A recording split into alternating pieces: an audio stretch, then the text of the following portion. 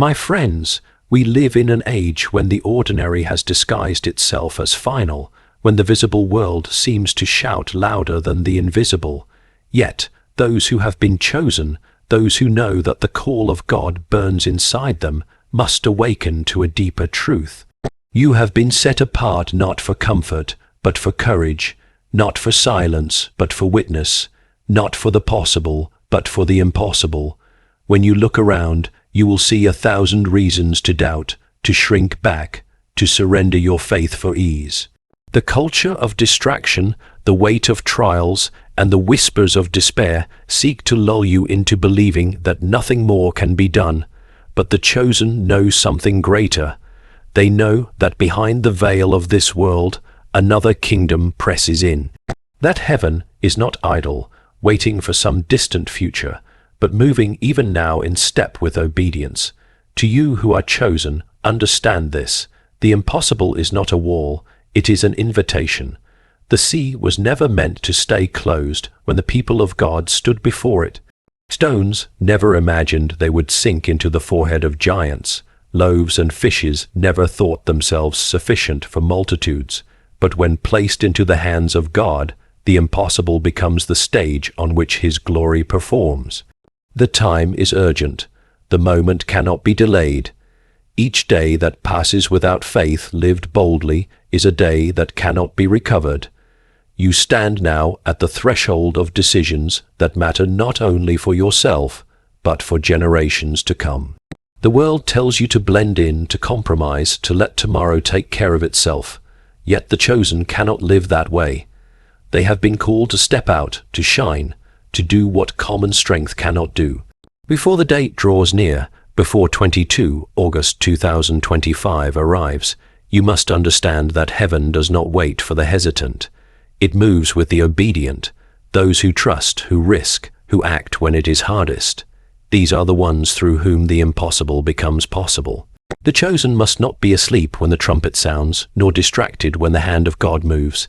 They must be awake, vigilant, ready to walk where others fear. So rise, chosen ones, take courage. Do not look at the mountain and say, it cannot move. Speak to it. Do not look at the storm and say, it will drown me. Step upon the waters.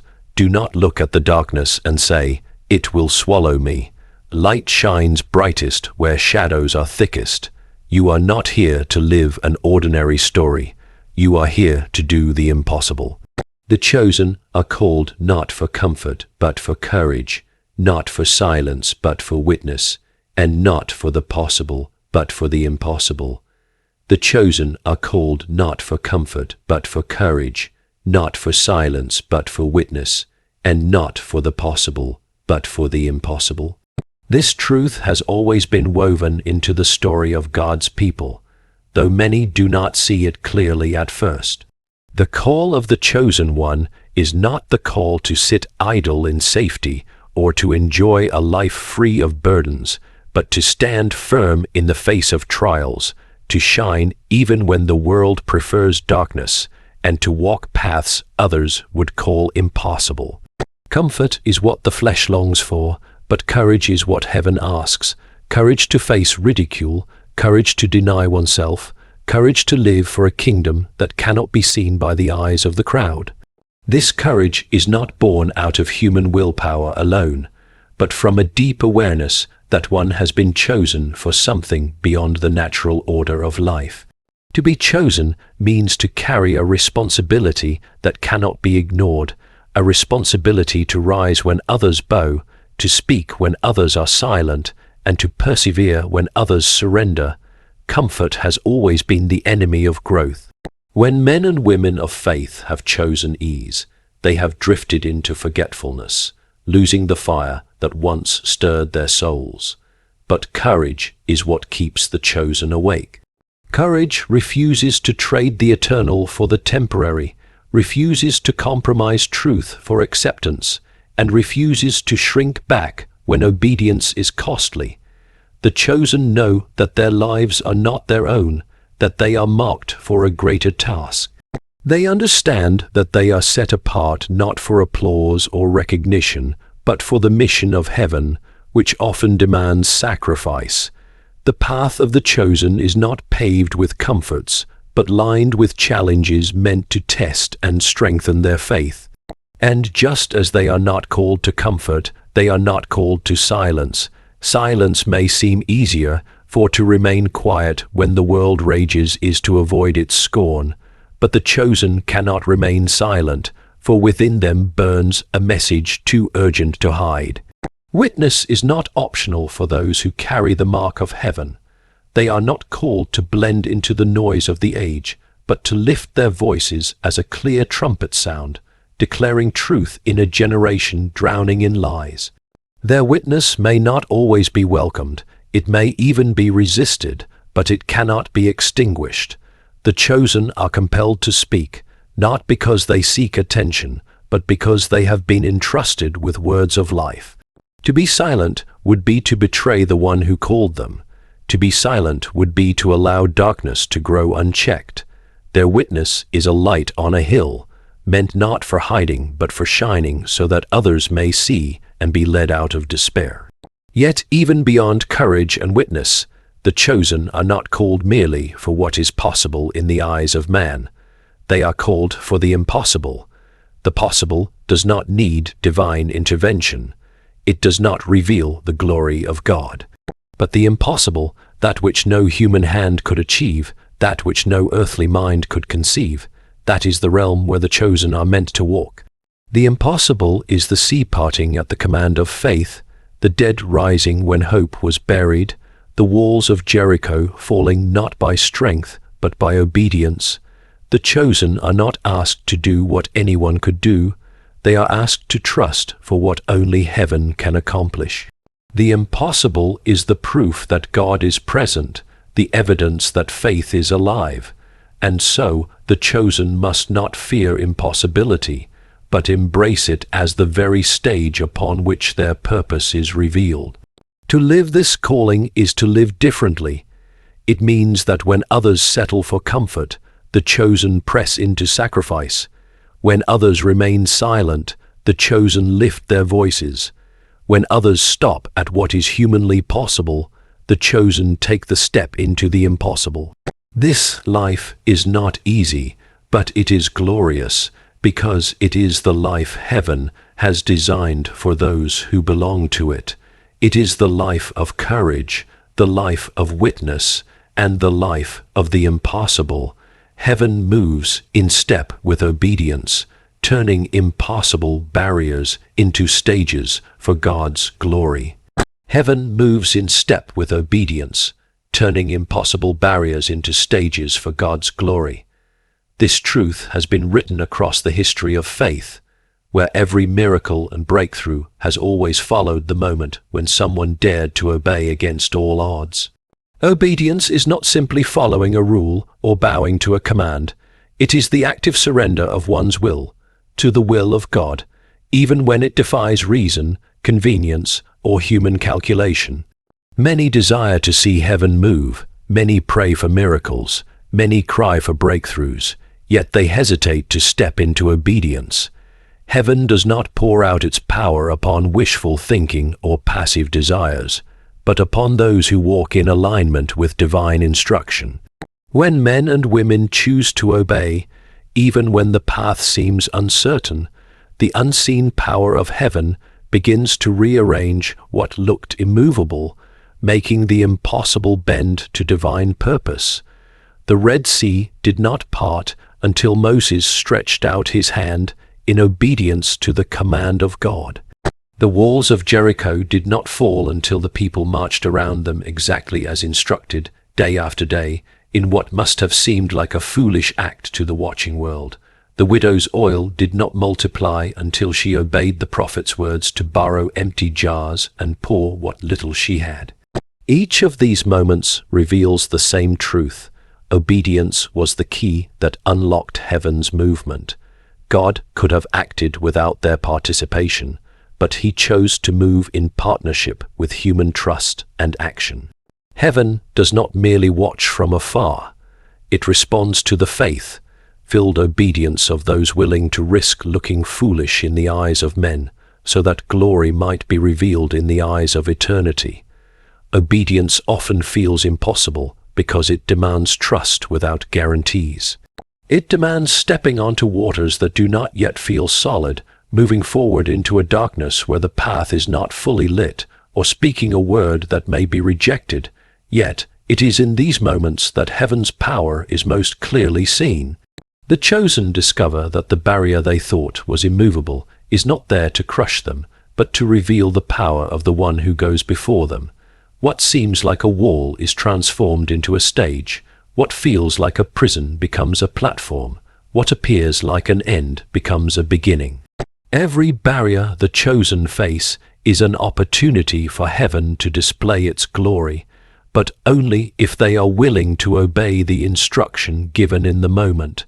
The world teaches that success comes by calculation, by strength, by influence, by resources.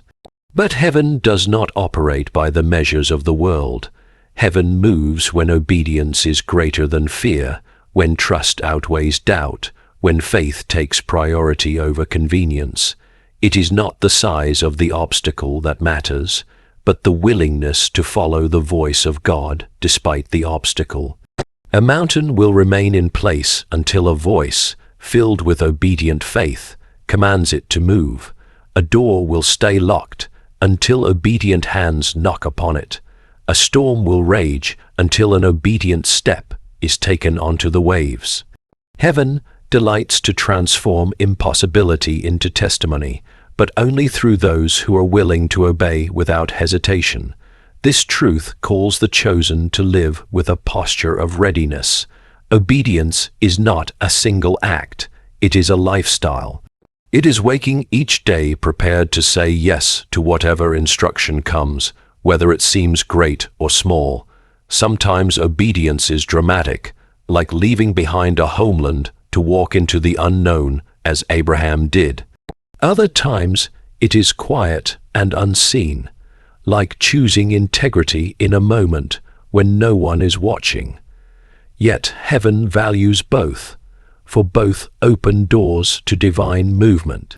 The small acts of obedience build the foundation for great moments of breakthrough, and the great moments of obedience inspire generations to trust in the God who is faithful. To understand that heaven moves in step with obedience is to know that nothing in life is wasted when surrendered to God's will. Even hardships, delays, and detours become instruments in His hand when met with a willing heart. The impossible is no longer a cause for despair, but an invitation to trust more deeply, to obey more fully, to see more clearly that heaven is waiting not for circumstances to change, but for obedience to align with its timing. Every act of obedience, no matter how small, creates ripples in eternity, shifting what seemed unmovable and making way for glory to be revealed. The urgency of faith demands that the chosen rise, act, and shine before it is too late. The urgency of faith demands that the chosen rise, act, and shine before it is too late. Faith is never meant to be passive, never meant to be a quiet feeling kept in the corner of the heart, but a living force that moves a believer to action. Urgency is written into the very nature of faith because every moment carries weight, every choice carries consequence, and every opportunity can shape eternity. The chosen are not called to wait until circumstances feel right or until the world applauds their decision. They are called to step out now, in the midst of uncertainty, because delay is the enemy of destiny. Procrastination is one of the most subtle weapons against faith, whispering that tomorrow will be a better day to obey, tomorrow will be a better time to shine, tomorrow will be a safer moment to rise. Yet tomorrow is never promised, and the cost of waiting is often greater than the cost of action. The urgency of faith is clear throughout the lives of those who walked with God. Noah did not wait for the rain to begin before he started building the ark. He acted when there was no sign of a storm, and his obedience preserved life. David did not wait until someone else challenged Goliath. He stepped forward when the army trembled in fear, and his courage turned the tide of a nation. Esther did not remain silent until someone else spoke for her people. She risked her life before the king, knowing that hesitation could mean destruction. In every case, the urgency of faith was the dividing line between victory and loss, life and death, hope and despair.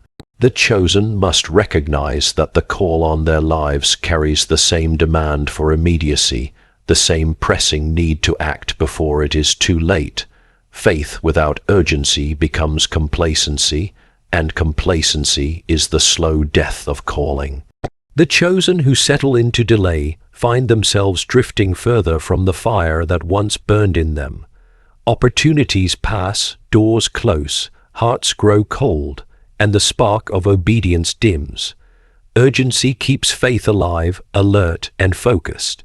It reminds the chosen that their time is not endless, that their mission is not indefinite, and that the world around them is in desperate need of light now, not later. The souls waiting for truth cannot wait forever. The battles raging in the unseen cannot be postponed. The kingdom's work cannot be delayed. To rise, to act, to shine must happen in the present, for every delay is a victory handed to the forces of darkness. To rise means to awaken from slumber, to recognize that being chosen is not a title, but a responsibility. Rising is the refusal to remain seated in apathy while the world cries out for hope.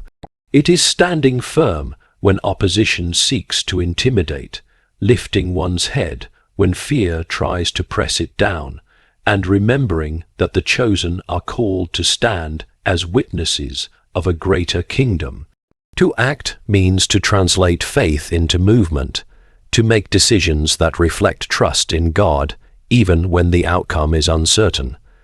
Action is not about waiting for perfect conditions. It is about stepping forward in obedience, knowing that heaven moves with those who move in faith. To shine means to live in such a way that the light of God cannot be hidden, to let truth and love be visible through words, choices, and presence. Shining is not boasting in oneself, but reflecting the glory of the one who called. It is being willing to be seen, to be different, to be a beacon in a dark generation. The urgency of faith also demands boldness, because the pressures of the age tempt the chosen to compromise or remain silent. But delay is not neutral, it is surrender. Every time faith is postponed, darkness takes ground. The chosen cannot afford to linger on the edge of decision, debating endlessly whether the cost is worth it. The cost of inaction is always greater, for it robs not only the individual of their purpose, but also the world of the light they were meant to bring. Faith was never meant to wait until all doubts were gone or all answers were clear. It was meant to act now, trusting that as the chosen rise and move, clarity and strength will come in the moment they are needed. This urgency is not meant to create fear, but to awaken responsibility. It is a reminder that the clock is always ticking, that eternity is always approaching, and that every life has a window in which to fulfill its divine assignment. To waste that window is to waste what heaven intended for this generation. The chosen must carry a sense of holy urgency, not rushing with panic but moving with purpose, knowing that now is the time to rise, now is the time to act, now is the time to shine.